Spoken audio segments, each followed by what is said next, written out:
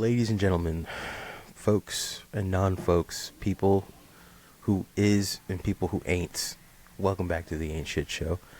We got a guest with us today. Welcome. It's your boy again. It's your boy. It's Robotson. Dude, you have a podcast now and it slaps. And I'm very shocked by how approachable it is. Oh, thank you. Not to say but you come from a part of Twitter that is not approachable. That's shocking news to me. I'm a man for the people, You are. No, you definitely exude a high openness, as they would say. But you guys do a lot of jargon. You're aware of that, right? It's true. I kind of feel like I'm in a weird niche where it's like we don't know as much as the people that would know about the stuff that we're talking about, so we probably sound dumb to them. Yeah. And then we're talking so many heavy jargon laced terms that we're losing the people who don't know what we're talking about either. We're in the middle. We're like midwits trying to say exactly about tech stuff to each other. The Ain't Shit Show is specifically for midwits, dude.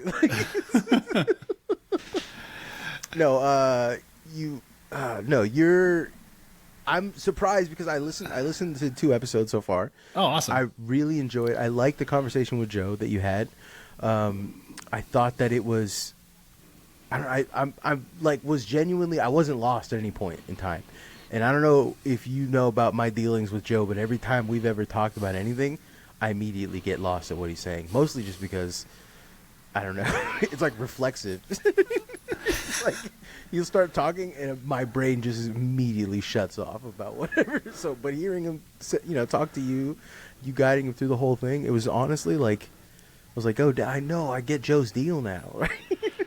You must go through this being a guy who has a podcast, but I don't know, I have to listen to myself when I edited this thing with him, and it's like I'm hearing what he's saying and I'm like, man, he sounds so smart and he's saying all this cool stuff, and then in between the parts where he's talking, I'm like, and I just sound so dumb to myself, especially. I'm just I can't believe that but then when you put it all together, it sounds like a conversation. Yeah. Somehow it works, even though if I just listen to my half of it, you have a much different podcasting style than me, which is what I really like, right? You are definitely a guy that asks questions and is here to get answers and guide the conversation along, letting the person just kind of speak, and then you just kind of, put your insights in. And in all honesty, that's what our show is missing, because I will just yap over people. But your show is kind of about your personality, though, in a lot of ways. I feel like it's we're getting to go through a tour of your life experience, and other people kind of are there to spur you on, and I feel like the thing I'm trying to do is I don't feel like I have any particular expertise to offer people. So it's more about me trying to, just be the interrogator or someone who's, just giving people prompts to have interesting things to say, which you do that too when you have cool guests on, but I think a lot of your regular, when you're just you and the regulars kind of shooting the shit, it's then you go deep into something, and then it's what's on your mind, what are you and it's regular for you, you're really it's deep dive into your psyche, I feel like. So I don't think it's inappropriate for your thing. It's definitely like I said, it's definitely 2 different types of podcasters, and I think you exemplify better. You're who I would love to be, dude. You're you're like the Teapot Terry Gross. You know what I'm saying? Oh my God, I'm never. I'm glad that I'm being claimed as Teapot by someone, unwillingly for myself, but I'm not, dude. So I am also in Teapot and I hate it, right? But I'm in a part. When I joined Blue Sky, I got put on one of those starter packs for for Teapot. Yeah, so I just every day I get a few more followers of people following Teapot people, and I'm just what is going on here? I'm lumped into it purely because of the deep fate retweets, and which I'm never gonna hate on, but because I love getting, my favorite thing on earth is when people do these they look into they catch my really smart Twitter post. Right, and they'll just be like, "Wow, this guy's so insightful," and then they follow me, and then like not even 5 minutes later, I'm like pussy from a tree, and they're like, "What the fuck Like, is I'm this?" looking dude? at the gnarled roots. I'm about to risk it all. Yeah. Right, or like that's to me. That's how you keep the good ones, the good followers. You know what I'm saying? If they're ready for your pussy from a tree posting, then they're ready for your sincere posting. They can't handle you at your. Yeah. They don't deserve you at your teapot. Yeah. Teapot dome. Yeah. No, but I don't know. You got your podcasting start in the worst possible way ever, which was a Hamwich episode, like an infamous Hamwich episode. The first Hamwich episode was also the first Robotson episode. Was it? I thought we did one before that too. We did do one before that one. Yeah, we did. You know, you're right. I like interviewed about. I'm like, so tell me about your podcast. Yeah, you know, that's how I knew. I'm taking notes. I'm like, what does he do? I'm like, so you just used to just sit around to your phone and talk, huh? That's crazy. Tell me more, dude. It's fat. I knew the moment that I had you on. I was like, it's only a minute before. It's only a matter of time before this guy gets the podcasting bug. Actually, I tried to make a podcast like about 10 years ago or something too. Actually, but I tried to like research all this stuff and like write this big, 5,000 word essay about everything I wanted to say and I was going to do all this like heavily, a lot more like heavily produced kind of thing. And after I did one. I just totally lost the motivation to, dude. And I was just like, "There's no way I'm going to be able to crank these out. Like, I'd have to do like one every like year or something. It takes way too long, dude. But this new thing is I can just, different. It's like now I'm connected with so many, cool, interesting people online that, I'm like, all these people are really smart. They're really cool. I would love to sit around and listen to people talk to them and just hear what they have to say, and I could be that guy. So that's a lot less. All I have to do is just listen to myself talk, and edit the thing together, which is probably the worst part of it. But other than that, it all comes together pretty easily. So, you know what I like? You know what I really like about your podcast is I don't know, like if you pick up on this at all, but I pick up on it pretty quickly, and that's that you have this like gratefulness to you, like a graciousness, where you're like happy to be in the position of interviewing somebody, and that to me is like very genuinely heartwarming when I'm like listening to you interview people, right? Like, because I hear a lot of interviewers and they like, it sounds like either one, they're tired of this, they're sick of this shit and they have no interest, or two, they're like dude, like I don't even know who you are, like tell me, you know what I'm saying? Tell me what the fuck is your deal.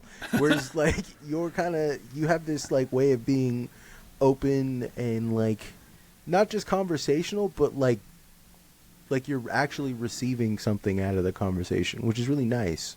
You know what I mean? Like I really enjoy that. I find myself like on my mail beat listening to your conversation and being like, damn, I know right now. I know he's smiling right now. That's so heartwarming and sweet of you to tell me that. Oh, you're making me. That's what we do this for. That's all we're here for. We're just here to bring smiles to people's faces, and I'm here to give people schizophrenia. Like I'm here to make it so that people question things that they thought that they knew. I like that. Damn it! My fucking thing froze again. Nice. I am going to lose my mind. Okay, keep it. I'm going to play elevator hold music while you're... Okay, so the homie, he disappeared. So we're going to just, interview ourselves while he's gone. So what's up, everybody? It's your boy, Lance Robotson, and I'm on Marcos, my buddy homie's podcast. I'm not on my own podcast. I'm a guest now on his podcast, but his connection just dropped. So we're just hanging out, waiting for him to come back. So what do you think about that? It's great that you're on your friend's podcast. It's a perfect opportunity to chat and maybe share some interesting thoughts while waiting for Marcos to reconnect. How's it going so far? Well, so far, he's telling me he likes my podcast and telling me that everything, that he thinks it's heartwarming that I am able to, kind of be gracious to interview people, and I'm happy to get their thoughts and stuff. And it was really sweet what he said. He said a bunch of sweet things that made me kind of warm my heart a little bit.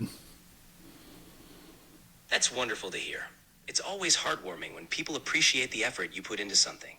It's great that Marcos is enjoying your podcast and that you both can share such positive vibes. Keep up the great work, and I'm sure your listeners feel the same way. Well, he is kind of, I was telling him just bringing people some smiles is something it's all I could ask for, I guess, or something. But he was saying he's here to give people schizophrenia. It sounds like you have a great dynamic going. Bringing smiles and positive energy is a wonderful goal. It's great that you're spreading that joy through your podcast. Keep doing what you're doing, and I'm sure you'll continue to make a positive impact. So is me talking to you right now just like, are we like burning down like 15 acres of rainforest to have this conversation or what? Oh, he's back, ladies and gentlemen. Yeah. Welcome back, Marcos. Glad you're reconnected. Let's continue the conversation. Do you believe in that? I don't. I'm sorry. Like, I'm calling, like, bullshit on the burning 15 acres of rainforest to power one LLM. Because I just don't understand. That's a hyperbole, obviously, but I definitely, like, I have a feeling that, and I'm speaking, like, out of straight 1,000% pure ignorance here, but a computer runs at a static amount of electricity, the wattage that it pulls, right? What's the difference between running your computer all day and, like, say, leaving a porch light on? Do you know what I'm saying? Or, like, the myriad other things, like charging your phone, never letting your phone die, right? What is the big difference between these two things? I'm ignorant on the subject entirely, but I don't feel like it's that. This is like one of the many things that they do, like with the plastic recycling. You know about the recycling industry? You know about that? Where it's kind of a big scam, and yeah, well, they're like the whole point of it was to put the onus on the consumer and not the manufacturer, right? Like the manufacturer of the plastics. They knew from the door that like they weren't capturing enough to like offset the balance, and the actual act itself creates carbon with like emissions that are worse than just creating new plastic, which is like an insane regardless, right? Like what I'm getting at is that like this feels like another one of those things, but I'm also like not smart enough to know if that's true or not. But it feels like it feels like that might be real. Feels truthy. And that's real enough to me. I mean, to be real about it, I think that a big issue with it, I mean, because I'm like, I'm a pro technology guy. I got a futurism podcast. Like I use AI for fun and entertainment, and in my work as doing coding and stuff. Mm-hmm. Like I'm for all this stuff, and I think that it's gonna be helpful to help humanity survive or whatever. Mm-hmm. But I'm so I'm sympathetic to people who are saying like, oh, this environmental stuff is overblown, and the anti-AI people who are they're like, it's like a, religious war for them or something to be against AI. I think they do exaggerate things to some extent, but the other side of it is that we don't really know, like these companies, they're not going to give you a list of figures of like how much power they're drawing, like how much water do their data centers use, So the fact that we don't know, it opens up the conversation to people to speculate. I think the speculation is worse than if we actually knew what it really was. And I have heard people make the argument that, if they were serious about it, they would give people the figures just so you could make an informed choice and be like, okay, like if I use ChatGPT for, this many queries every day, like what is that impact, how much energy is that using or whatever, would I have to like become vegan to offset my ChatGPT usage or something, or give up alfalfa sprouts or whatever. Well, like that's it. It all boils down to like the long term, the big elephant in the room, which is that at consumer scale, meaning what we do, the day-to-day person, we don't produce enough carbon. Our carbon emissions aren't the problem. It's like massive major systems, like major corporations and huge. It's like the U.S. government. It's my employer that is like burning insane amounts of fossil fuels that we could never possibly even begin to offset. So like, not to say that, oh, like, so be an accelerationist and fucking burn like coal roll your neighbors. I'm not saying that either, but also like have some, I guess, awareness that like you're trying to empty a bucket, or you're trying to like empty an ocean, and all you have is like a tea drop. You know what I'm saying? Like you're not really doing as much as you think you're doing. And so like in that same thing, that same like argument, it's really easy to like lose sight of the fact that if this technology does in fact help you, or is helpful to you in your use case scenario, I don't think you should feel bad for it. Right? That's my like what I feel. But also, dude, I'm glad you brought up the futurism thing, for real, because I've been thinking a lot about this. I got a lot of beef with current futurism and futurists. Me too. Right? Me too. That's like my whole thing, man. Yeah, dude. I think we're aligned in this, in that like I got a big problem with the mouthpieces of futurism, the people who are out there speaking the loudest and getting the most attention, the Mark Andreessens, the fucking, who's that podcaster that you like? And I hate him. I know that you fuck with him heavily, but I don't know his name. But he can barely speak. He's barely. Do you know who I'm talking about? Oh my god, I have no idea. Dude, Lex Friedman. Yeah, Lex Friedman. Yeah, I like that you described Lex Friedman as he can barely speak. Have you ever? I don't know how you get through. Dude, I tried to get into Lex Friedman after you, and Okay. I don't understand. Let me tell you how this. Okay. Okay. Everybody sounds smart if you listen to them at 3x speed. Okay. That's the secret. That's how I get through all this Listening stuff. to Lex Friedman, it was one of the most excruciating experiences I think I've ever had. Like it was the Zuckerberg one, I think, is the one I heard recently, and he's just like, so Mark, what do you think of AI and Meta? But what the dude, talk, bro, enunciate, dog. Like it's. Do you think it's possible that AI will teach us more about the power of love? Yeah, just and like.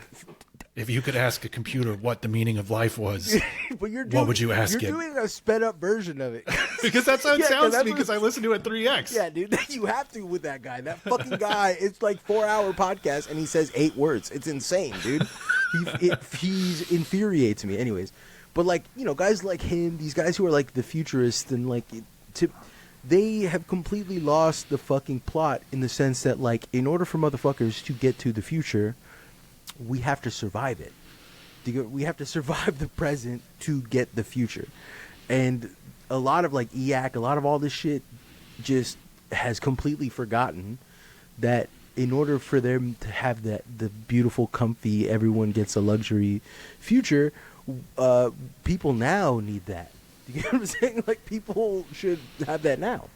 And they like don't have any fucking concept of that whatsoever. It's well, they do, but like, this is the you ever heard of that? There's a theory. I'm not quite sure the validity of this theory, but I do subscribe to it. And that's the reason why we don't have health care for all. The reason why we can't even get it like brought up in our, is besides the insurance companies and all that stuff, is because a lot of America, I don't think it's as true as it was when I first heard this, but I think it still does remain true. But a lot of America is totally on board for health care for all if you're white. They don't want it for everyone else. And this is pretty much echoed by the fact that like when they do welfare reform, the first thing that they address is healthcare. They want to make sure that is not provided or is not as accessible for people who need it. And it's for like the reason of like, I don't know, poverty and all these like really Protestant ideas of what it means to be poor or like lower class in America are tied in with like the view of what like minorities are in America. So like they don't want to help them because that's we don't believe in that kind of, you know what I'm saying? And I kind of subscribe to that idea that I think that that's a larger... It feels true. Yeah, anyway. it feels true. I mean, just because, like, our history shows this. Do you get what I'm saying? Like Well, that Protestant thing is totally real. I mean, there's definitely that and there's a lot of like that religious sentiment in the society is like, that wealth is, of course, material success corresponds with like spiritual or moral, goodness, and so if you don't have it, then you're probably something's wrong with you, and Absolutely, yeah. So I do see that as like a motivating factor for a lot of people. I know, the sort of health insurance industry always goes to war against those kinds of reforms too. Absolutely, yeah. So there's the kind of the added, that factor as well. Yeah. But I'm sure there's some people out there who feel like they don't want to. I mean, they don't want to help out anybody, I 1000%. But I mean, like, that's what I'm getting at. Is like do you remember the story from earlier last year? The Haitian immigrants in Ohio eating pets. One of the like things which is not what happened, but like one of the echoes in that I heard constantly in all the coverage that I was listening to it was they were saying these Haitian people come over into America and they have like full medical coverage, and like that is 1000% of fabrication. Like it's not even remotely true.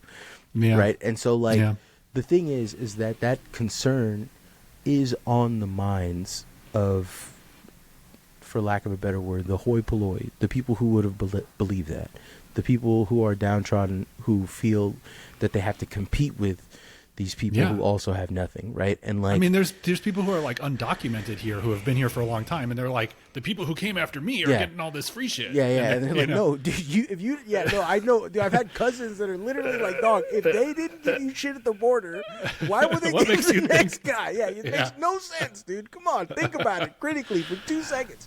I fully understand where you're coming from, but like that's what I'm getting at is that like this is the other thing. I actually had a huge argument with you just reminded me of like I have an undocumented like cousin, and like he was telling me about like, oh, my life, he's like, but you don't care because you're an American citizen, it's easier for you. I'm like, dog, they don't give me health care, right? Like, listen, dude, what do you think?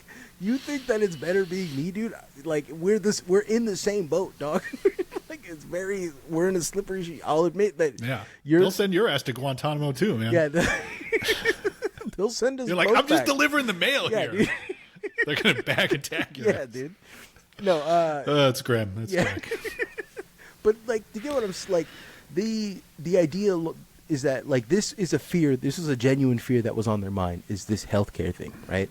And like the thing is that shit. It's pretty like illuminating that they wouldn't mind a single payer option in the sense of like a public option for like healthcare, but they wouldn't want it for someone that wasn't from here in their minds. You know what I'm saying? And like that to me is pretty indicative of like the overall feeling of why they can't or shouldn't have like, you know what I'm saying?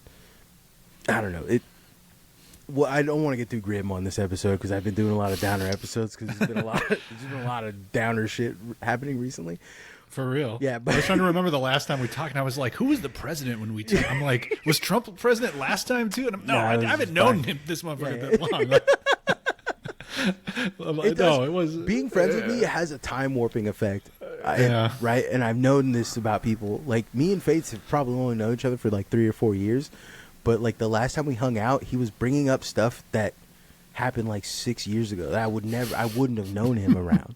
Right? And like I was like, dog, I didn't know you. Like I didn't know you. And he's like, damn, I keep forgetting that. Like, well, it's kind of there's the parasocial element to like I've been listening to you talk about yourself on your show for longer than I've known you, which is kind of crazy. Like, so I'm kind of like I'm having these false memories, these implanted memories of our friendship that I actually didn't even know you in that period of my life. But it's like, I remember Marcos in middle school. Fucking like that fool was crazy. Yeah, all the kids ran him out of town. You know this. You know the lore, dude. So I do feel like I know you, but that's the weird thing about like I don't know, like like you have like a bit of a podcast following and stuff. I mean, I've got a little tiny, cluster of friends online, It's but gonna it's happen, sort of dude. It's the gonna... weird like niche internet micro celebrity thing. I mean, I love to talk about like you got your micro, and then there's like nano and pico, and I'm like I'm a Yocto influencer or whatever. I influence like 1 to 3 people. That's sick, dude. But that's the start, right? Like that's the start.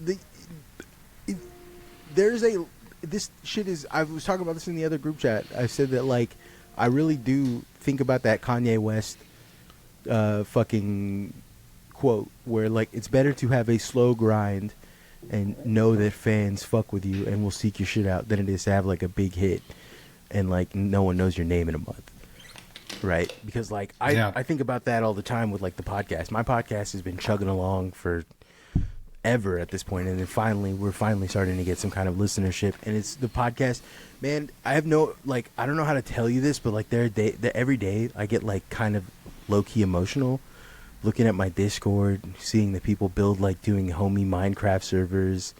You got a lot of people in there. We got not only that, we got people doing like they're doing art stuff. Yeah, we're doing art stuff. Like we're doing like people are submitting like writing to me to like put in a homie zine, like shit that I was trying to get popped off from the very beginning. When I first started doing this is all that I ever wanted.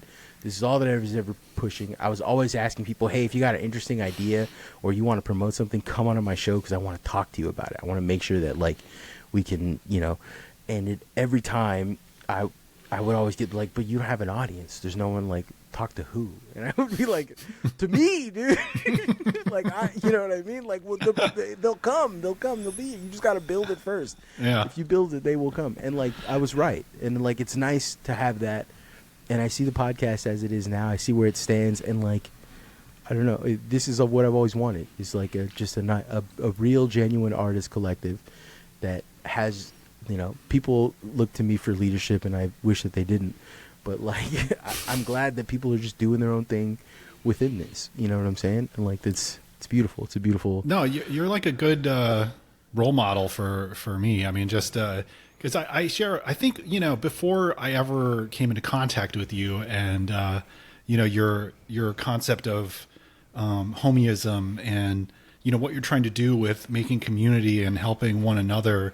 I feel the same way in a lot of ways. And, I've definitely in parts of my life, I've connected with people in like activist communities and stuff. And like, I don't know, the through line for me is always like getting together and having projects where you can like zines and stuff are, I think, really important. Mm-hmm. Just like, cause it's like getting together and creating communities that talk about shit, that have like ideas, and share ideas and put your stuff out there. And it's like, just to get, even if it's just to you and your 20 friends that you share your ideas with, it's like, that's really powerful. Like that's like so many people's lives would be better if they just had that, and so many people don't have that. Mm-hmm. But I really think, that's like an important thing to, I don't know, the future is full of much uncertainty, mm-hmm. But I think that what will matter is community, and you being someone who's like, you're trying to be like this connector of people, everyone that I'm associated with now who means something to me in my life has either come through my life and through these kinds of super connectors that bring people together. Mm-hmm. And if I could do that for other people, then I'm grateful to do so. Mm-hmm. But when the robots take over everything, there's not going to be any jobs left. So you're ahead of the curve by becoming a podcaster. Yeah, because that's, so I'm just trying to follow your example. No, dude, there's so much, like, I hate to use the fucking term that they use, the teapot term, there's so much alpha, but there is a lot of alpha in, like, fucking showing people, like, making people laugh, right? I think that, like, one of my big issues that I've always had with Teapot, and this is why they don't know what the fuck to do with me, is that, like, I have a capacity for learning that's probably higher than the next guy's, but I don't seek to learn things to know stuff. I seek to learn things to make better jokes. I feel like the more the more that I know, the easier it is for me to make it funny, to make it humorous, to make it and they hate that shit on Teapot. They hate that shit. they're post rats. They want to be rationalists. They want to be labeled in something. They want to have an identity that they can look in the mirror and you know what it is, dude. A lot of Teapot is like the they turned. What happened was the what is it? Those fucking guys, the NFT guys, the Milady guys. They started making money, and then everyone was like, "Hey, if we had a clear identity, it doesn't have to have an ideology, but if we look the specific way, people will buy that shit." You know what I'm saying? And like that's where it all went down. That's where it all went wrong. And, and now we got guys in the White House that had EAC in their bio. It's Teapot despotism is what I'm calling it. Teapot despot. Yeah, the Teapot despot. That's not bad, dude. You still got it, man. It's so easy for you to just go and say, "Can we talk about your free like that? You're just a ridiculous. You're one of the like hardcore best key stylers I think I've ever met." Right? Like, no, there's not a lot of people who know what key styling is, but you can do it, dude. I mean, you know, it's well, you're you know, we I was thinking about how we made that. You were working on that mixtape. I still am. We did the song together, and I was like, I never gave him any more stuff. Like I sent you like one verse. Yeah. And you had sent me more than one beat, and I feel bad now that I wasn't. It's fine. We're working on one right now. I'm working on multiple, but one of the ones I'm working on is called the Unk tapes.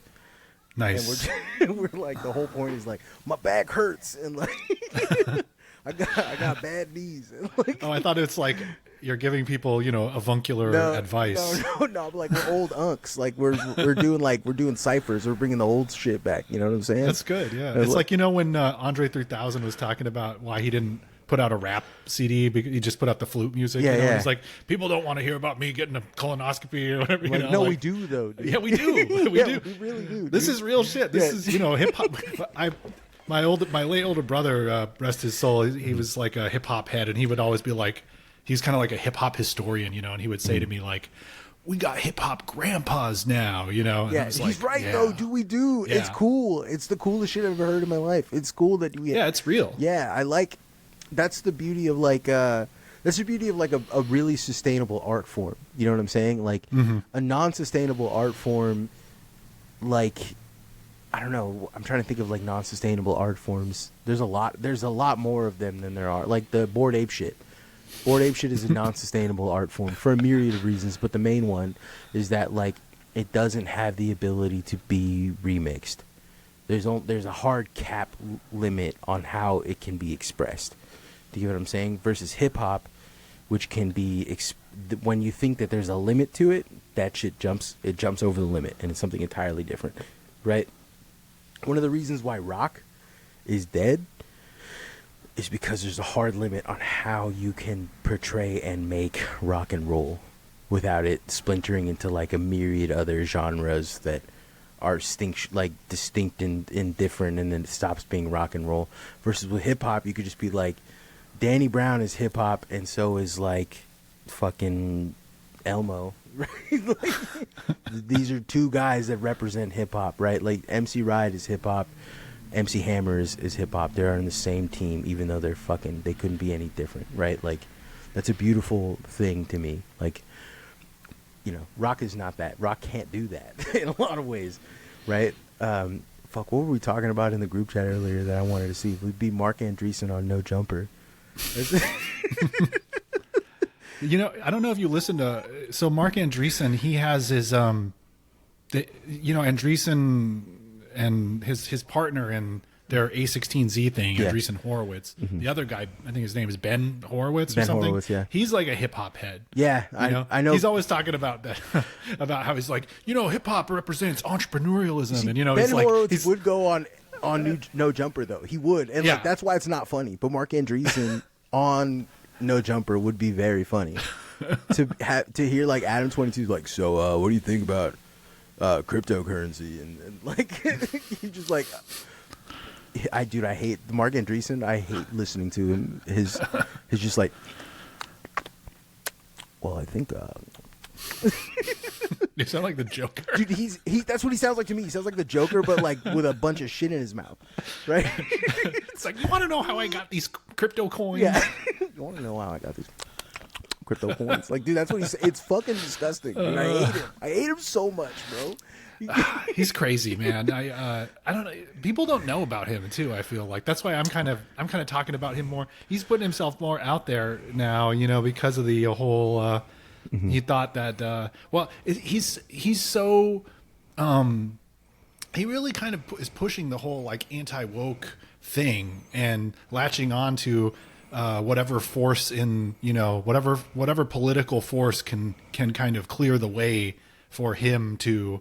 I don't know. The way I see it is it's for him to make more money, and like when he was on some kind of New York Times interview podcast recently, Matter of Opinion is called. And he was talking about how before the government started, before he got worried about, the Biden administration kind of, like regulating his businesses and stuff like that and crypto and AI. It was before that he started getting worried. And the thing he says is it's like all of these, a new generation of employees came out of college and they started bringing all of these, they started like protesting at work and stuff like that, and like organizing in the Slack channels and kind of saying, why are we doing, it's like, what are we, the people are being anti-capitalist within the business, and he just like that to him was like, I can't have this, so now whenever I hear him say something, whenever I hear these guys talk about being anti-woke, I just think it means like getting in the way of them making money. Absolutely. Yeah, 1000%. They didn't have a single fucking problem doing and saying all this performative woke shit when it was not interfering with their money. The moment that I remember this happened at Mercari, the fucking, what is that shit called? The it wasn't the Ferguson riots, or not riots, uprising. I can't remember. It was I think it was George Floyd. The George Floyd fucking like thing happened, and like the racial reckoning is what they all say in the media. Jesus Christ. That is horrifying. That is the incorrect answer. Someone needs to fire Don Lemon again somehow.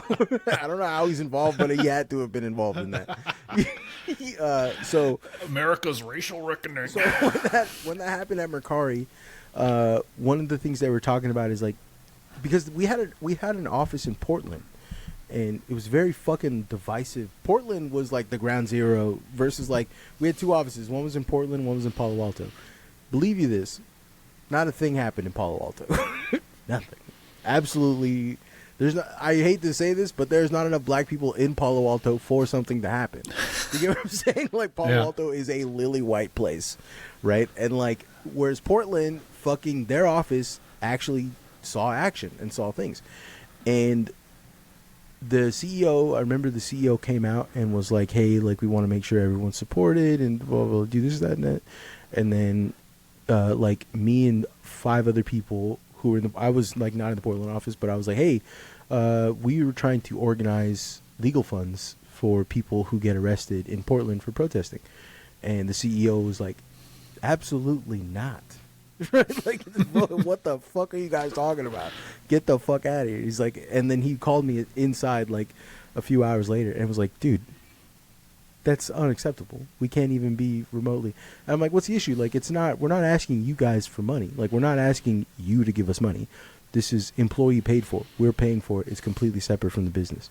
And he's like, yeah, but you're asking for it like on official Slack channels. And I was like, okay, well, we'll do like the unofficial Mercari Slack channel. And he's like, you guys have an unofficial? And I was like, yeah, dude, we talk about stuff outside of work. And then like they shut that down. They came and shut all of that down. And like that was my stupid ass bringing it up in the first place. But like, you know, like there was. Well, this was back when people were this was the whole, you know, bring your whole self to work kind of culture and stuff. You know, yeah. And like, but beyond that though, there was an aspect of this that like people are not understanding, which is like I saw the writing on the wall a while ago when I was serving free lunches.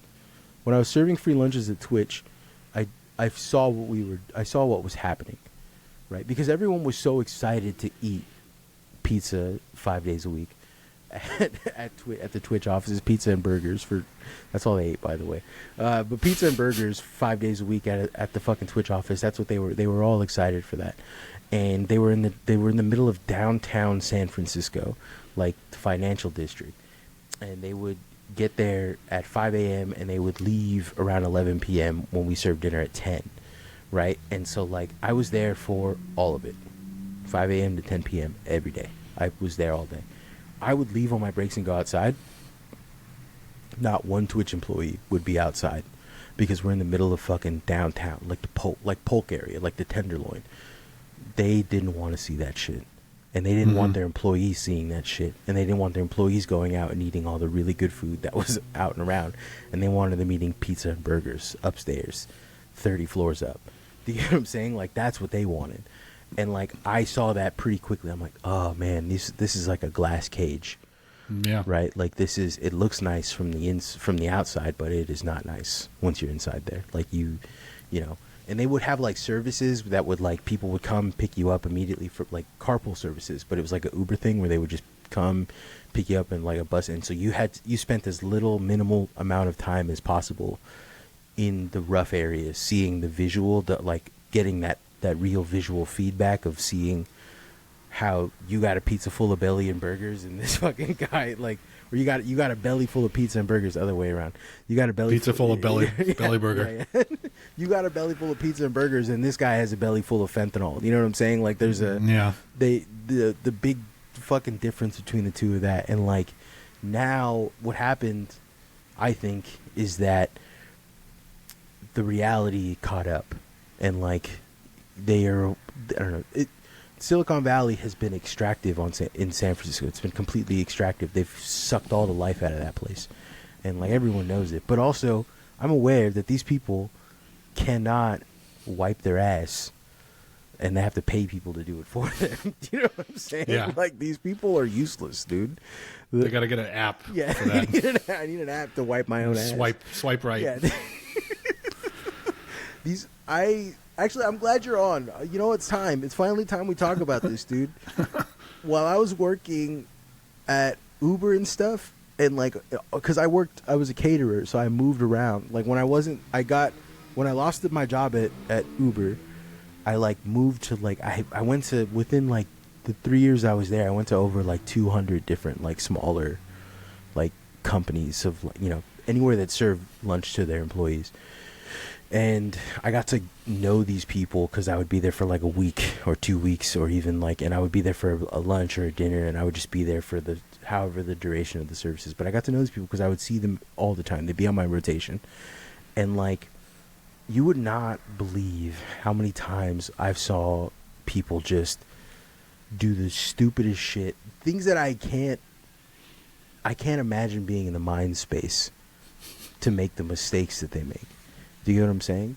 I watched a guy stab an avocado. Like, you know how you cut an avocado? I watched him stab through his own hand trying to remove an avocado pit 3 separate times. The same hand, a different avocado on 3 separate occasions.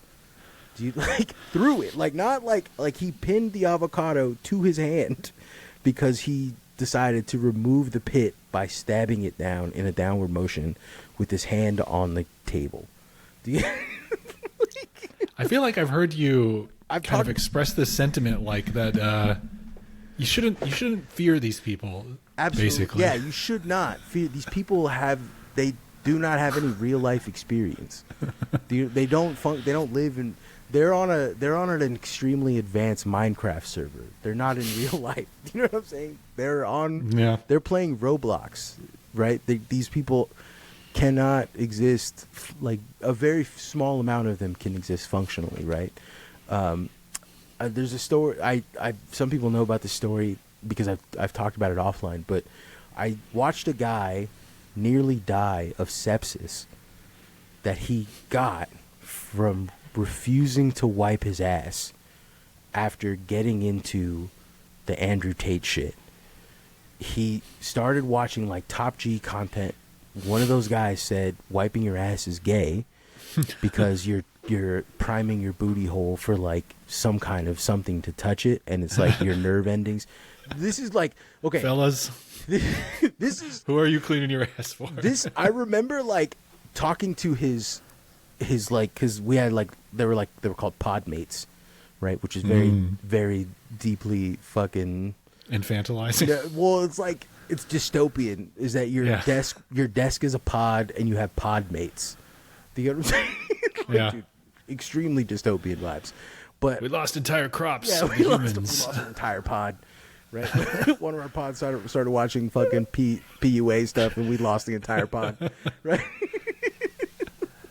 but no. So I was talking to his pod mates, and they said that what happened, because like he just didn't show up for work for like 3 days, and I was in facilities, and then I got a message, and like they call WTH protocol, which is like work or WFH, work from home protocol, and I was like, oh, what do you work? The only time, because before 2020 happened, before COVID happened, you got work from home protocol is because you were dying. It was because like you had cancer or something, right? Like no one got that. It was so he got it, and I was like, what's going on? And so I asked his podmates, I'm like, hey, we gotta like, should we get a card together for like a cancer thing, or like, you know, what is like, is it an issue? Like, do you guys know what's going on? We'd love to just get the, you know, we'll send a pizza to his house or something, and you know, let him know that the office misses him, and he hope he's doing. That was my job. I was a facilities guy. I was the office mom. I was paid to be an office mom, right?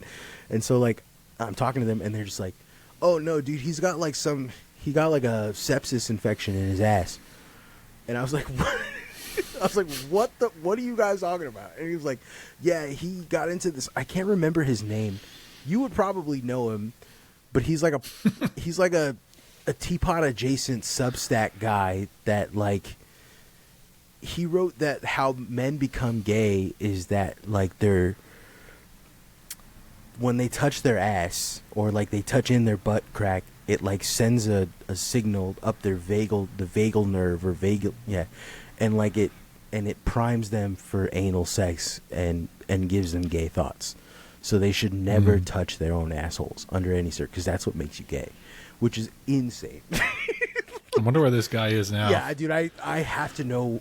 I cannot. I wish I would have like saved. I wish I could go like do a brain snapshot and go back.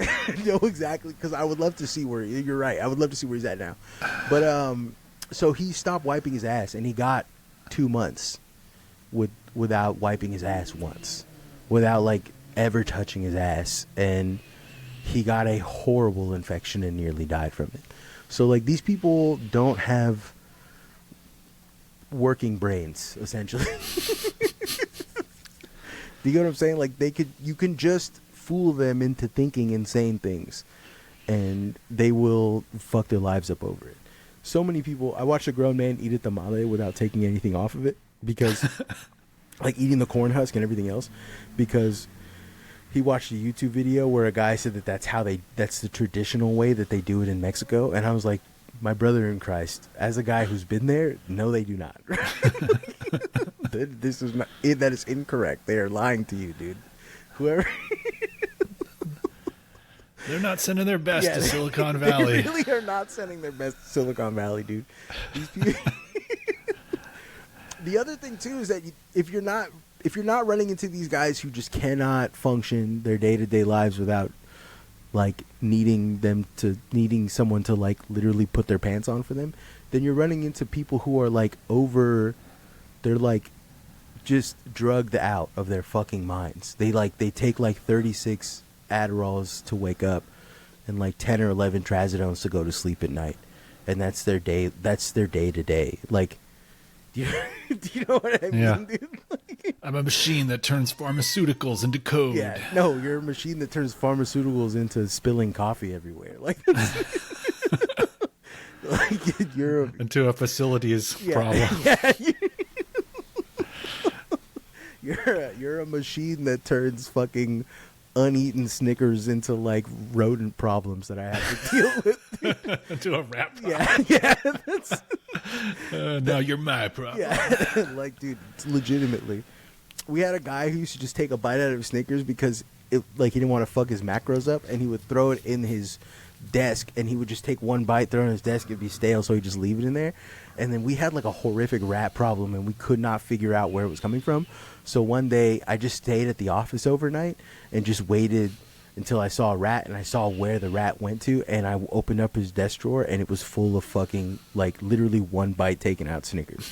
And I was like, this is in, like, what the, I thought when I first got into it, I went to, like, I didn't approach him, I approached my manager, and I was like, I don't think we can be mad at this guy. I think he has OCD. I think this is an OCD thing. And then my manager went to go talk to HR, and HR's like, that fucking dickhead does not have OCD.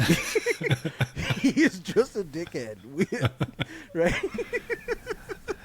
You really need to make like a memoir about all this stuff or something, you know? It's just like I don't know what you would call it, but it's like on some, you know, like weird Fight Club perspective of Silicon Valley or something, you know? Just like I worked like a servile, you know what I'm saying? It was a servile position. And so like I didn't have any of the trappings that they had, which was that like I'm making the world a better place by writing 2 lines of code. Right? Mm-hmm. like no, dude, you're writing you picked this job because they have better snacks than the other place that also was going to hire you. You know what I'm saying? Like that's where you are now.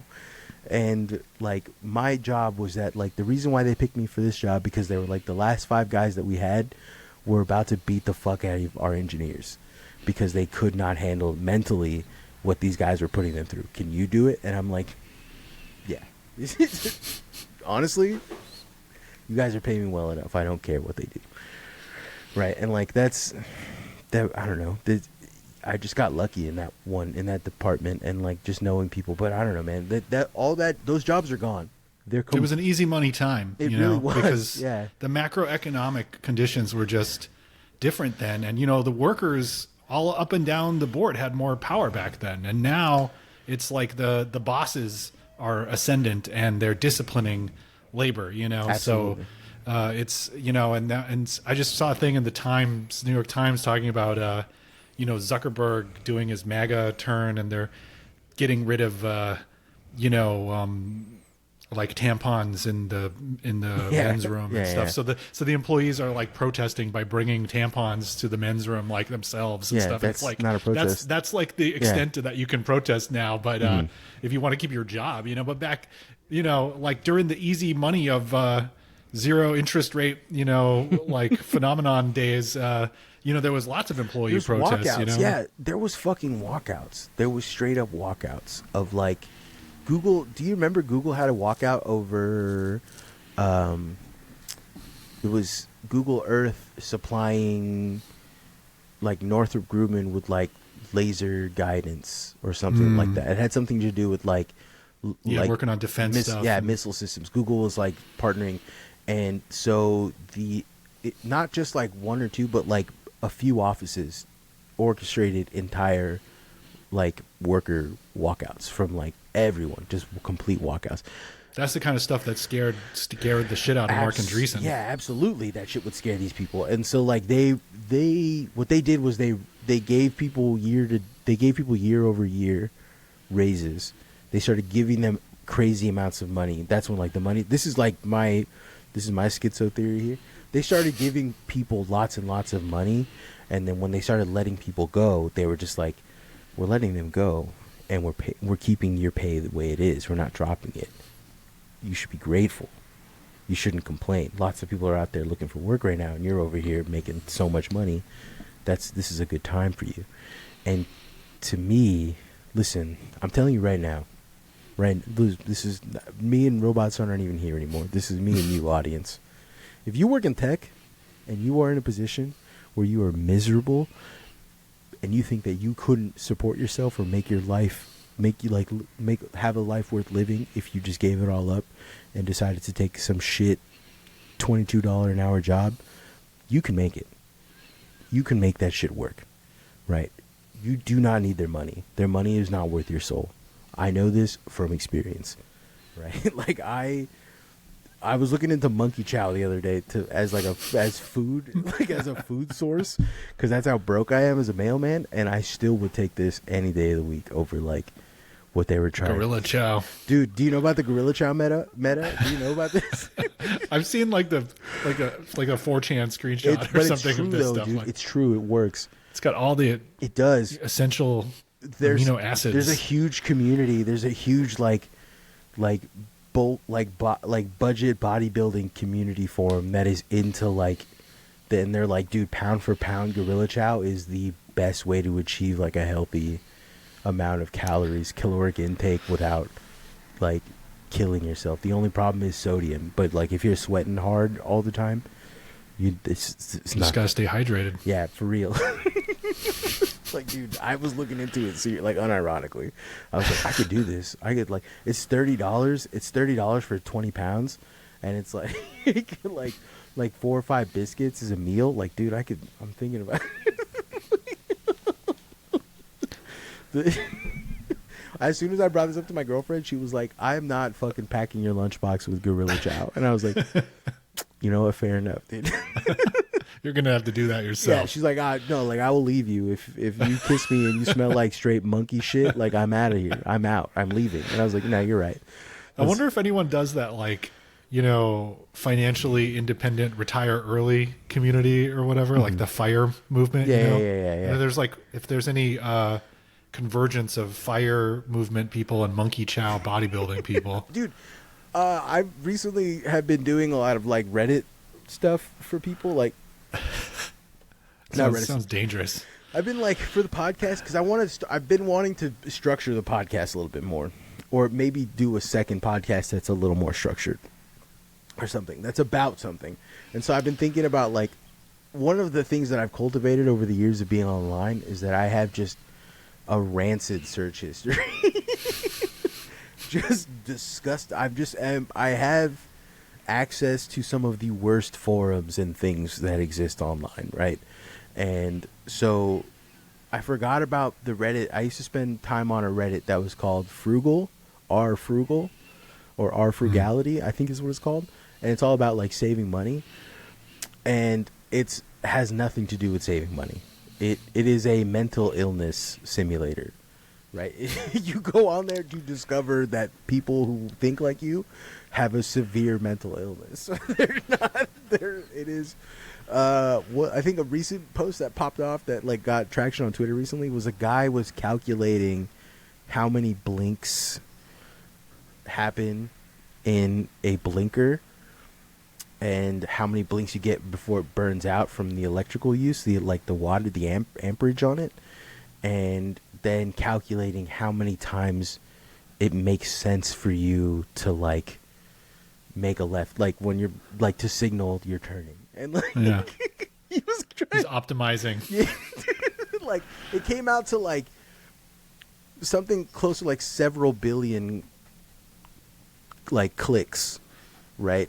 So like the lifetime of it is like should be like 5 or 10 years, but that's only if you're using it every day. And like he was like, but optimally you should only replace it every 30 years. Like, you're out of your fucking mind, bro. It's like the amount of time Yeah. that you spent calculating this just blew away Yeah. the amount of money you saved. Yeah, just you're out of just the calories it took for Yeah. you to think about this shit cost Yeah. you more than you'll ever save. Yeah, you're out of your mind. There are people though that are like calorically, how do I eat the most protein without, and like the monkey chow is definitely up there. But I think another one that's really crazy is there's like a lipid. Do you know about this? Like a lipid quotient. I don't even know how to begin to talk about this. So like crazy people online, in order to like get ketosis, to enter ketosis, there's ways. Sure. There's ways to like shortcut ketosis through like fat. They call something like the lipid line or like the lipid dosage, where like the amount of, if you like quintuple your amounts of fats, you will just crash all of the sugar in your body. And So if you just like eat like 3 pounds of butter a day. Like, yeah, but you can't physically eat 3 pounds of butter because like it's too much butter, right? But you can drink just straight chugging olive oil, just bacon like grease. You Oh can my God. chug bacon grease at a pretty steady clip. And like there's people who have recipes where like the bacon grease is mixed in a smoothie, so you can't And like it goes down easy. Yeah, but these people are they're like, and I entered ketosis in like a day, and then like 3 weeks later they come like, update, I have gout, and it's like, yeah, dude, yeah, you're speed running gout, bro. What are you talking about? Right? I saw a picture going around today. I don't know. It's like a guy who. It's like a picture of this guy's hand who he's like on a carnivore diet and he's just been like eating nothing but meat and like butter and stuff. And the cholesterol buildup in his body is like, you can see this like yellow, his veins have turned yellow and they're like all full of cholesterol. And it's like insane. Like he has like 20 times the amount of cholesterol that like a normal person would. Jesus Christ, dude. It looks like he's like a weird like lipid zombie or something. It's like freaky. Oh my God! So you want to do a whole new show where you optimize all the worst things in the world? I've been thinking about it mostly just because like the Patreon episodes are really nice. I like just have like being able to let my hair down, but like one of the main problems with like me doing the Patreon episodes is that like there's not a lot of incentive for me to like remember to do them. Does that make any sense? Like, I need the incentive of like the podcast itself. Every Sunday, I know I have to get something done before Sunday. For the Patreons, I'm like, as long as I get something out on Wednesday, it's fine. And then I just forget that Wednesday's happening because I'm so lackadaisical about it. But if I had structure, if I had someone being like, "Nah, motherfucker, you need to get this out," yeah, you know, like I function well under that kind of pressure. It's doing things. I'll get to it when I get to it. That's not good for me at all. I'm trying to think. Yeah. So when do you think I should start my value added? I'm trying to come up with like. I have 3 episodes and 17 listeners. Hell yeah, dude. Hell yeah, dude. And I'm one of them. Yeah. Well, you'll get the Ant Shit Show bump. Don't worry about it, dude. It'll happen. All right. You're legendary. You know what's actually really interesting to me is that people ask me all the time about where you went. Like you disappeared. And I'm like, he's still around, dude. He's like, he just isn't on the show because he's at the time I think you were busy. You were finishing up your computer science courses or something like that. Yeah. I'm a proud associate degree holder in computer science. Dude. Hell yeah. I'm a proud GED faker. I lied and said that I had a GED to get this job at the post office. And nice. And it turns out they do not check that shit. You'll make your way all the way up to Postmaster General someday. Stolen. My goal is to eventually. And that'll be the controversy is that brings you down. Yeah, no, my biggest goal and flex is to, because my brother's like, dude, why don't you just go get a job at the city? Because they need you. They need a guy like you because he works for the city, and he's like, they would need a guy like you to fucking come and work. And I'm like, I don't have a diploma. And he goes like, dude, just go get your GED and they will hire you tomorrow. And I was just like, yeah, but you don't understand, man. I'm this smart without a GED. It's, you know what I'm saying? Like that, it feels cheap if I went and got a GED, right? Like, I don't know, man. I mean, that government work it's good work if you can get it. You know, I know. You got the benefits and stuff. That's why I work for the post office. Once I get my GED, it's over for you hoes. It's over for you bitches. It is true, though. It is over for you bitches. You could make that your Patreon podcast. You know, you're like, dude. Actually, Marcos gets his GED. No, my long-term goal is to like, once I start making because like it's a step process to making good money in the postal service. Once I get past the steps and all that shit, I want to like go back to school and be a public defender. And every time I've ever brought that up to people are like, Marcos, that is the worst idea I've ever heard. Like, I don't think so. Well, you talk good. It's my personality because I have a "fuck you, I won't do what you tell me" personality. And like, if it pleases the court, go fuck yourself. Yeah, Your Honor, send me to jail, lock me up, throw away the key. Like, Your Honor, is it a crime to walk in a store and take a loaf of bread to feed your starving family or to buy drugs? Your Honor, my client is only guilty of being a silly little guy and not manslaughter. All right. I think it would be a good, I see you serving the people. I could see that. Yeah, that's what I could see you, working your way up in the the mail game and looking out for the new guys and stuff. You know, I mean, Well, that's what see you win there, man. That's what I'm really like excited about the post office currently, because we really are, me and like this dude that I work with, he's a really cool guy, and like he's the one who's a little bit more, he's the guy who knows the rules. I'm the guy who knows the people. Like way different. We have way different like styles of management, I guess, but it's not, we're not even managing, but like what I'm really grateful for is that people can go to him to ask him, like, what does it say in the rule books?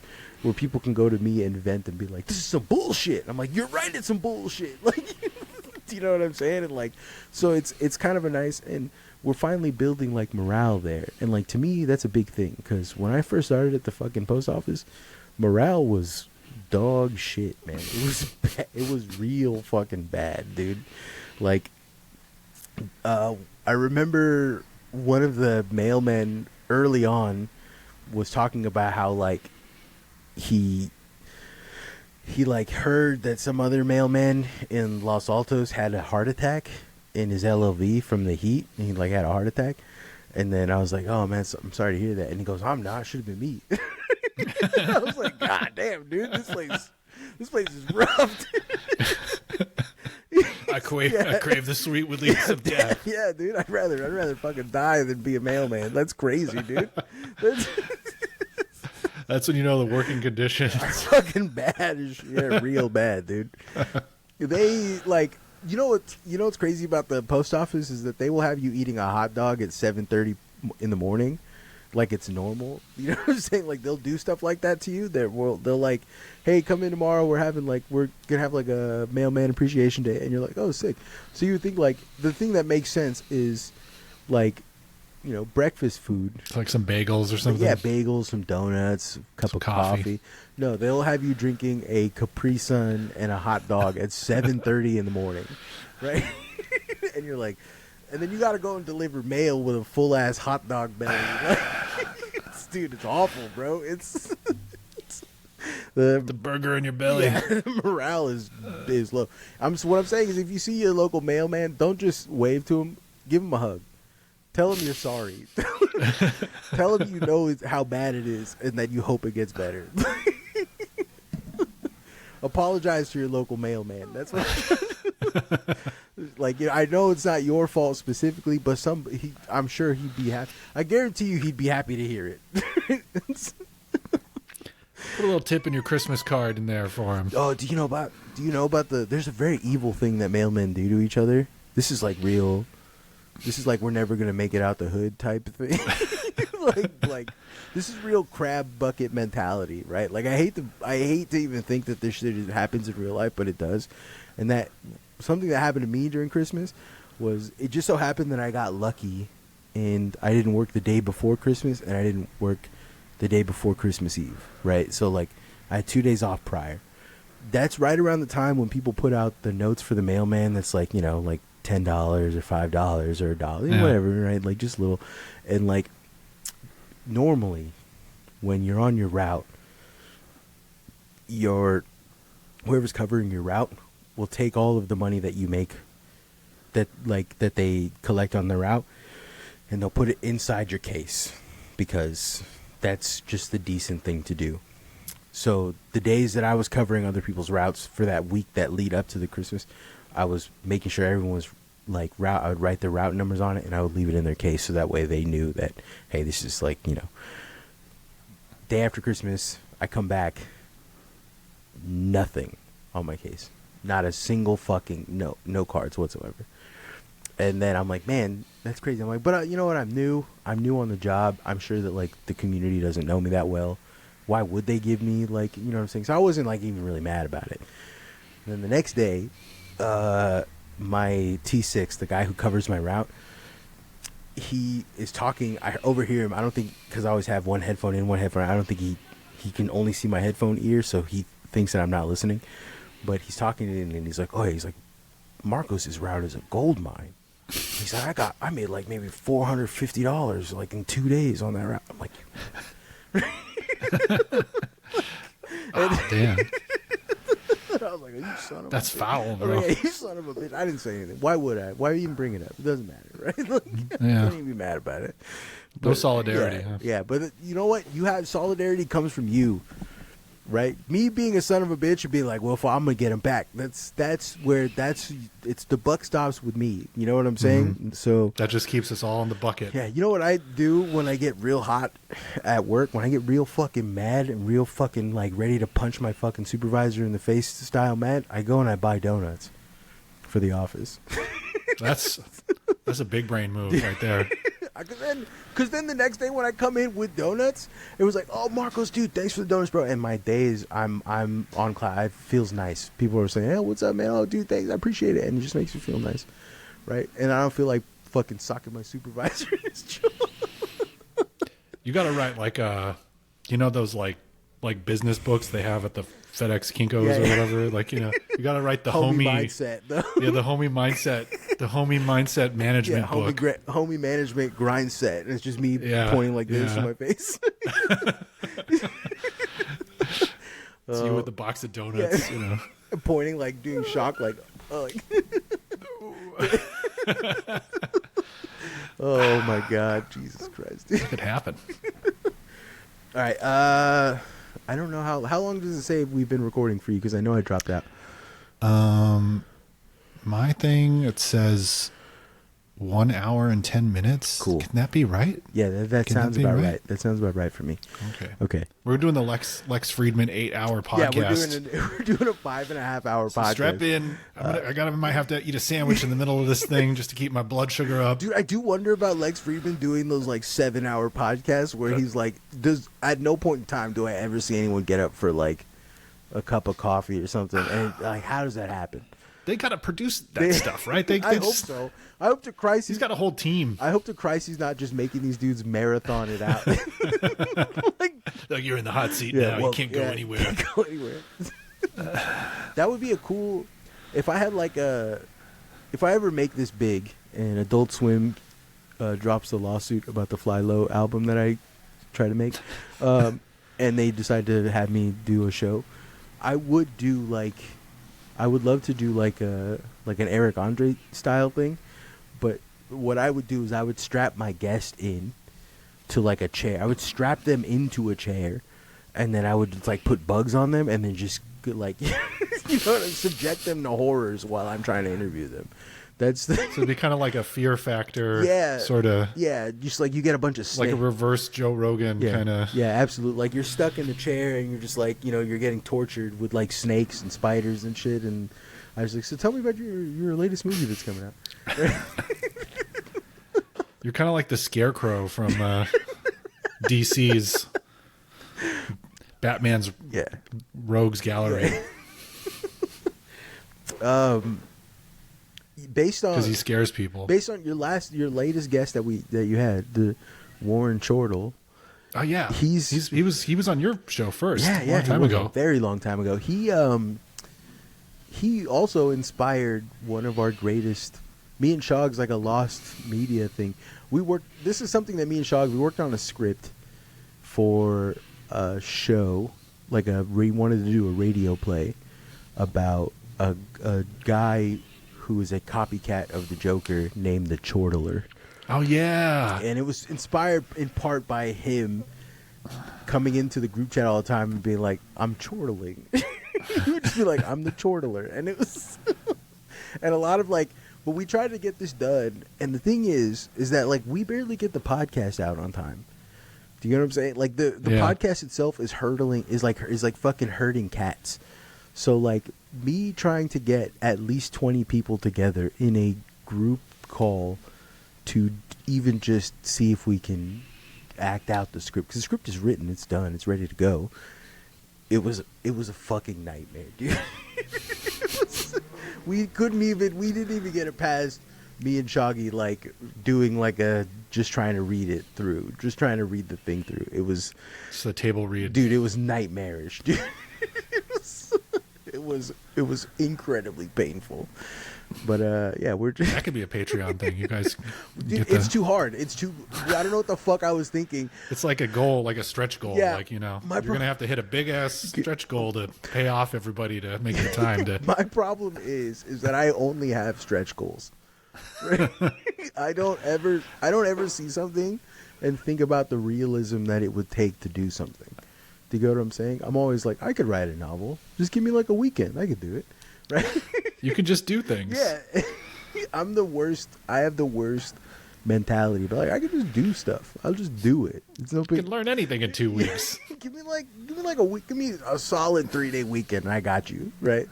I'll write a new theorem. Right? Yeah. Yeah. I'll come up with a different, like a better algorithm. Like, let me learn about logarithms real quick. Yeah, no, it's bad. I have that bad mentality. But let's see. Fucking your show. What's the schedule on that? Like, how often are you trying to make it come out? Yeah.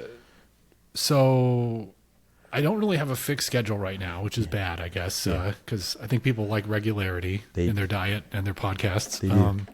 But I'm trying to, I don't know, I'd love to do it like every week, you know, but I don't really have like a day that it comes out. I've had 3 guests in the last, few weeks, I think, or so 3 guests this month. Mm-hmm. I'm hoping to have another one on soon. Mm-hmm. You guys just had Somewheresy on. Yes. And so they're talking about coming on my show too. Mm-hmm. So we're trying to nail down some time, but very busy. And beyond that, I do have other people lined up. I'd love for you to come on and have some kind of angle on, because the frame for my thing is we talk about future sort of adjacent stuff, mm-hmm.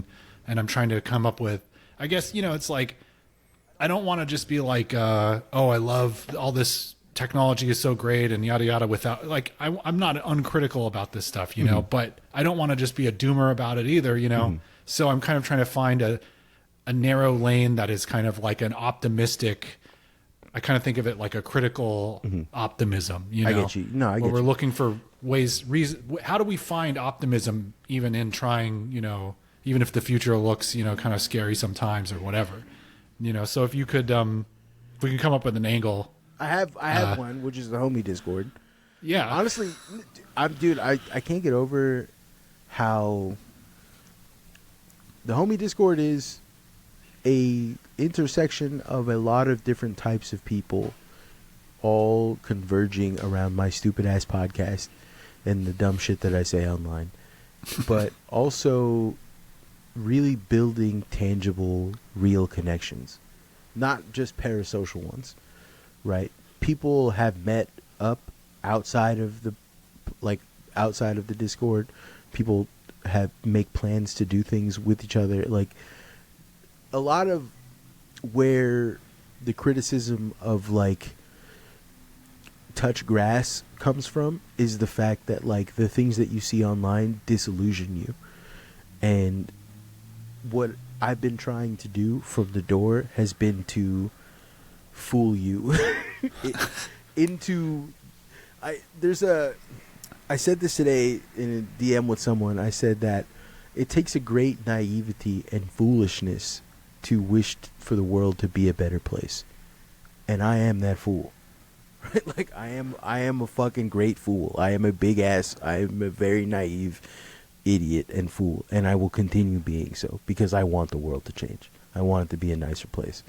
Right? And like, so like, I think that the freeing aspect of the internet, the schizophrenizing aspect of it, of like, you don't have to be 100% anything.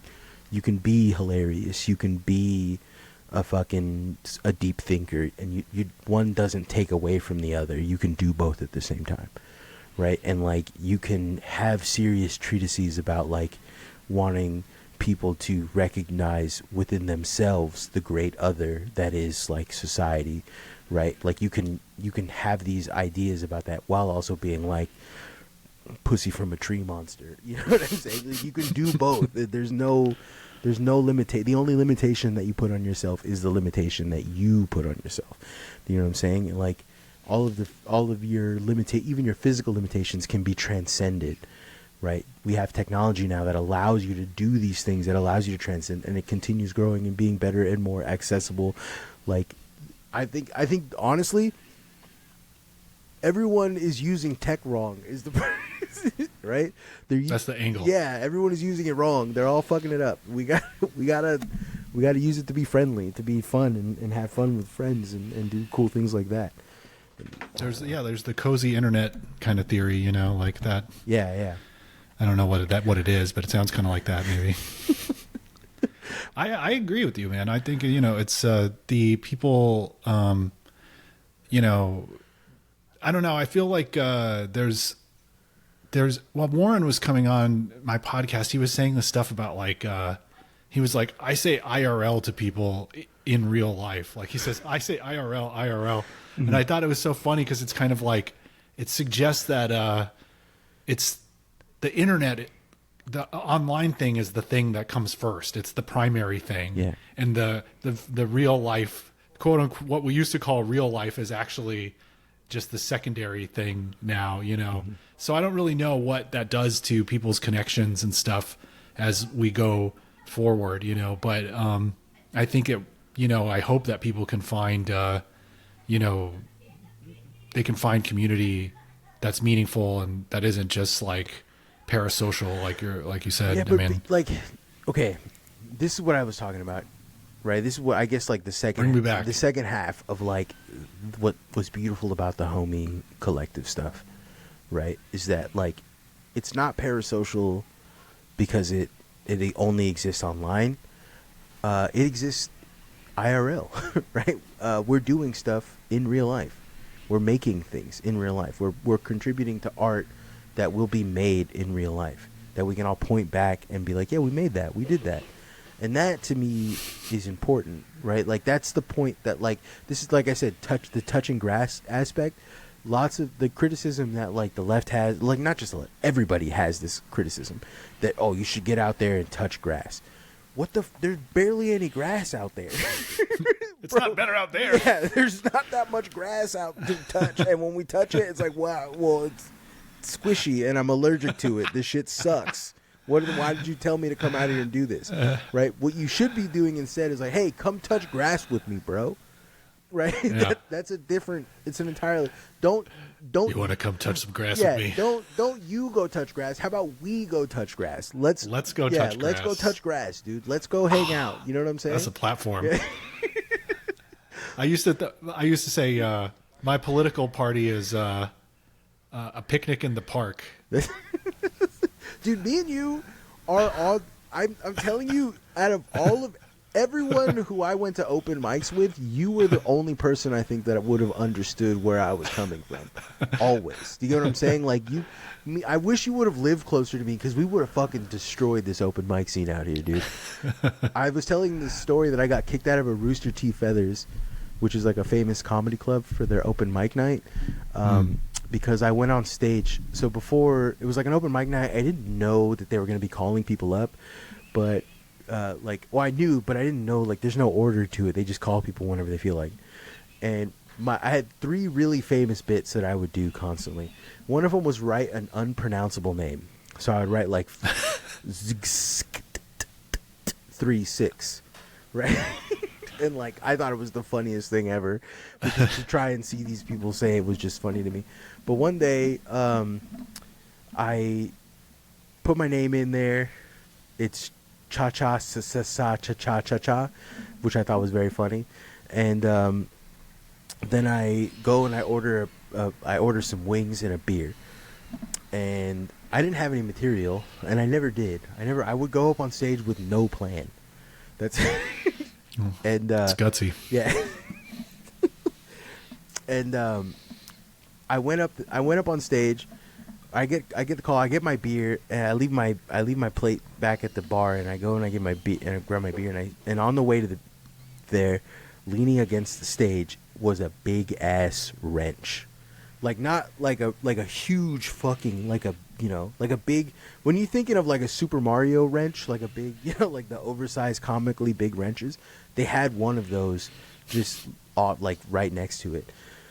So I grabbed it and I brought it on stage with me, and I introduced myself. I was like, "What's up? I'm Cha Cha Slide or whatever," and and I put the wrench on the floor, and I tried to kickflip the wrench, and I tried that for literally 3 minutes, just trying to kickflip the wrench, right, and I was like trying to pop it, and I couldn't get it, and no words. The crowd at first was like, "What the fuck is going?" Then they're just dying laughing. They're fucking losing their minds laughing. And then I get the flash the light, and I'm like, "Oh, that's my time, everybody!" And I just leave, right? And the host comes up, and he's like, "I guess that was cha cha, whatever the fuck that. What the fuck was that?" And he's trying to, and then he looks down at the floor, and he's like, "Oh, what the fuck?" And then he's like, "Security, go grab that guy." And so then they grabbed me. I'm going back to my plate. I wasn't going anywhere. I was going back to go get my plate of fucking wings. And security grabs me, and they take me to the back, and they're like, "You scratched the fuck out of our floor." Oh. And I was like, "Yeah, but I didn't do it. The wrench did it." It was a bit, Yeah, man. it was a bit, dude. Come on, dude. Like, no one's ever destroyed your property out of a bit, dude. What kind of comedy club is this? What kind of a comedy establishment is this, dude? But I was like notorious for going to open mics with no plan. That's hardcore. Yeah, dude. I ate like a plate of wings one time, wordlessly. You just did ASMR on the I get stage up on with the wings. Yeah, I had like the wings. I held them in my plate, and I'm standing there, and I'm just eating them. And then everyone's like waiting for me to do something, and I don't do. I dip it into barbecue, and I'm eating, and then I get the 3-minute flash, and I'm like, "All right, cool, it's been my time, guys." And I walk out, and people. You were on your Andy Kaufman anti-comedy type shit. It's just like people are like, "Oh, you're not afraid of bombing?" And I'm like, "Brother, I didn't bomb. You have to tell a joke to bomb, and I didn't tell a joke." So. Incredible. That's some big brain shit right there. I don't know.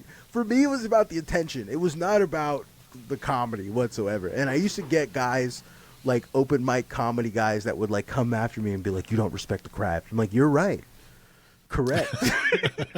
Guilty as charged. Yes, correct. 1,000%. I do not respect the craft. I have no plan when I get up here. Did anyone ever go, "Marcos, you just have so much potential. I wish you would just really try to apply yourself"? I would sometimes go up. I would go to open mic. My favorite thing that I ever did, like that I used to do, is I would go to open mics that weren't comedy open mics. I would just go to open mics, and I would take a guitar with me, and then I would go and I would stand on the guitar, and then I would just rap with a cappella. And like nobody understood what the fuck I was trying to do. And like I didn't know what I was trying to do, but like people didn't know what I had. Nobody was like, "You have potential and you have so much to offer." No one ever said that to me, because they were like, "What are you offering?" They were like, "Please stop doing this." Yeah, please. What are you offering? And I would just be like, "Freedom." Like, you don't understand what I'm going for. Like, you don't get it. I don't get it either, but you especially don't get it. You're just trying to break people out of their, their frame of mind. I'm trying to free you from the matrix. Yeah, exactly. You think those are claps you're giving right now? You think those are your ants clapping right now, pal? Like, yeah, no, but I feel like of all the people, you definitely would have seen me and understood me. You know what I'm saying? Because like I had a few people that like liked me around the open mics, but most people were like, I was a burden. I was cumbersome. Right? They would always be like, "Oh, this fucking guy," right? Oh, great. Oh, shit. Here he comes again. Yeah, this dickhead. I used to have, there was it was called the Red Rock. Oh, the Red Rock in Mountain View that I used to do. And they were very nice, 2 older gentlemen, very nice guys. But every time they would see my name or see me in the crowd, they would just be like, "And this fucking dick." I would just come up and do something crazy. And they knew I was going to do some crazy shit. They always did.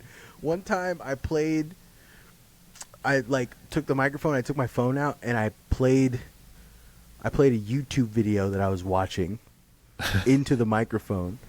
And I just stared blankly into the crowd. And then when the YouTube video ended, I walked off. Yeah, dude, I was really on some shit, dude. You're on your performance art shit, man. I mean, you're on some conceptual artist. Get on my level. Nah, man, I never saw That's it. what you had to... I never saw it that way. Anytime I when people, because people would every now and then, eventually people were like, I really understand. I get where you're coming from. I know what you're trying. You're like, oh, great. Like, can you explain it to me? They were like, I know what you're trying to do, and like, I really do.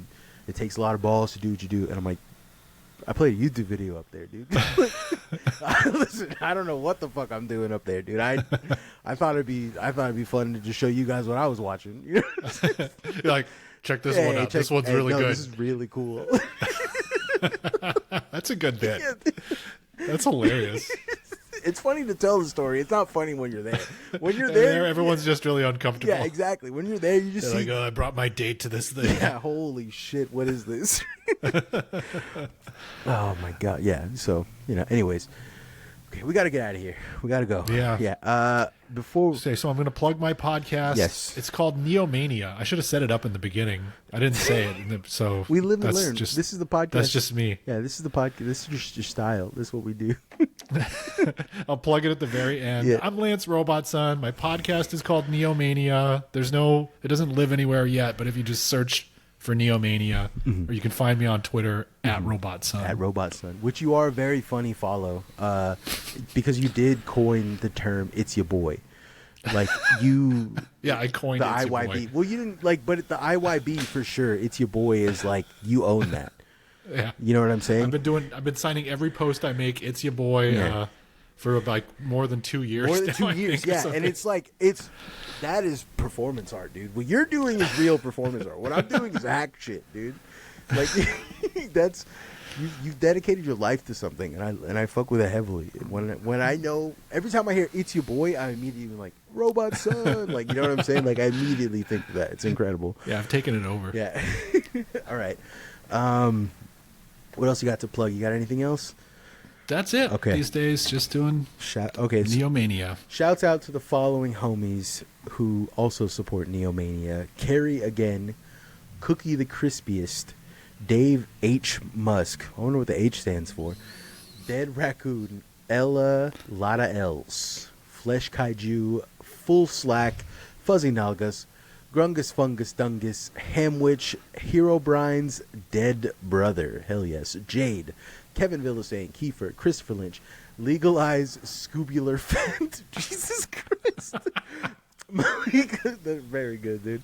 Malik Nunez, Pablo Hummus, Philomena. Pablo Hummus, you've been killing it in the Discord, and I love that. Philomena, Proletariat, a.k.a. the Working Classio. Hell yes. Casio, you always are killing it with this. Ripstone, Roboy, Shmoo, Somewhere Systems, Steven Civignano, Theo, A Bag of Sand, Andrew Morgado, Augur, Benny, Beware the Mighty Septipus, Blue Man, Brody, Brian H., Cha-Cha Slide, CHO Feskatch, Chris Wade, Cody Hewitt, Doug M., Even Smaller Micro Penis. Yeah, dude. Hell yeah, dude. Classic. Fred Charbin, Gabriel, He Devil in France, Homer Runtime, Infestadec, Jim Schmungus, Joe Cassidy, Jonathan Weber, Josh G, Kenzie Trail, I'm not quite sure, Knife Dog, Laura, Lee Elliott, Luke Simasek, Margot, Marin is Spinning You, Marie, Mesh, Min, Mr. Fide, Miss Bird, Names, Obi-Wan Khashoggi, Oganas, and Patrick Goldman, Breeze Patrol, Reese, Richard Koknar, Rianne, Sarah Zadig, Slithers, Sakram Legnar, Solid as Red, Super Mailboy 64, Space Age, Spenny, Stefan V, Tegan, The Empty Set. This is the roughest one. The La Li Lu Le Lo. La Le Lu Le Lo. There we go. The Limit. Damn. Yeah. Oh, and one more thing. Wax Replica. And finally, rounding us all off, world's largest micro penis. Shouts out to all of the homies. I love all of you. Thank you for Homie Nation is subscribing. growing Homie Nation is all the time. I can't wait till the podcast is just an hour of me reading names. That is when I know I have made it. I'm like, yes, dude. All right. Anyways, bye.